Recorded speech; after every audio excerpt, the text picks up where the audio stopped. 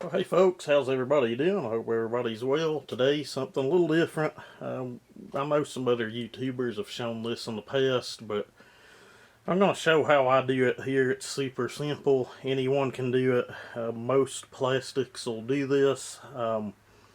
What we've got here is it's an 024 MS260 hybrid I'd put together.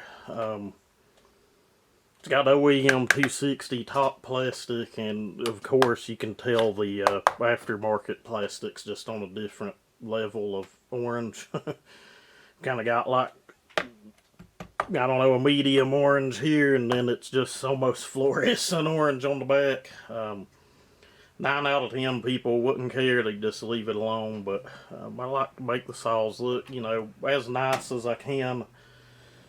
So this is just like a flashy, blingy modification. What I'll do right now is pull the plastic off. I've already got things started over on my hot plate. We'll kind of go over that as well. Mainly you want to get this stuff off and get it cleaned up the best you can. You don't have, the cool thing is you don't even have to sand it or rough it up or anything. The dye mixture that I use just, kind of does it all on its own. This plastic here is pretty clean.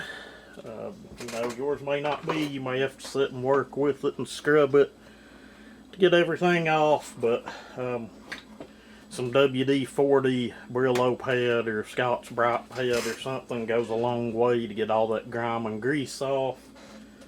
Or, your favorite degreaser, you can let it sit and soak in it a while as well. But I guess the next thing we'll do is we'll get over here to the station I've got set up, and you'll have to forgive me, my shop's a little cluttered up right now. We're working on that, but we'll bring you back once we get over to the station where we're going to dye this plastic. Okay guys, first things first is, what ingredients do we need to do this? As you can see, we've just got simple RIT clothing dye. We're going to use black for this particular project. And we have some acetone. What brand doesn't really matter. Any of it will work. There's some folks say you don't even need it. So, and I've seen people do this and it come out successful. But what I've found is it takes the time needed for dyeing the plastic, kind of cuts it in half. That acetone, it kind of opens up the pores in the plastic and allows the dye to soak in just a little faster than not using it. But again, that's just something, it's up to you whether you want to use it or not. And how much of each. I've dumped the whole bottle of dye into however many gallons of water the stock bottom using holds. It's a couple gallons, I think. Acetone, I throw in about half a cup. And finally, you're going to need something to get your water up to kind of a boiling temperature. Obviously, you don't want it too hot, but a slow rolling boil is usually what it takes.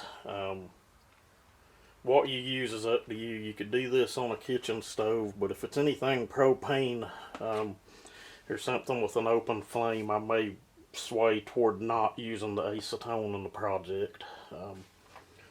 Could be harmful, but if you're using something like this, you're a-okay and just fine with it. But what we're going to do now is let this pot sit and heat up. It takes a while. Once it's got warm, I'll bring you guys back. We'll set the plastic in and kind of give you a before and after of what to expect. Alright guys, we got it up to hot enough temperature. I have no idea where my laser thermometer is, but you can see we've got condensation up on the lid, so we should be good to go. I don't leave the lid on while I'm dyeing the plastic, only to get the liquids heated up as quick as possible. And once I get all this dumped in, you should wear gloves. You shouldn't do this barehanded. I'll even put on some latex gloves when I go to get them back out. And you need something to get them in and out. A pair of grilling tongs works best. I've got a pair out here, but I couldn't seem to find them. So we're going to use what we have. First things first, we're going to dunk that one. And what I like to do is come back in like 15 minutes and, you know, pull them out and have a look. Some plastics may need more time to dye than others, but the cheaper, like Farmer Tech stuff, it usually dyes pretty quick.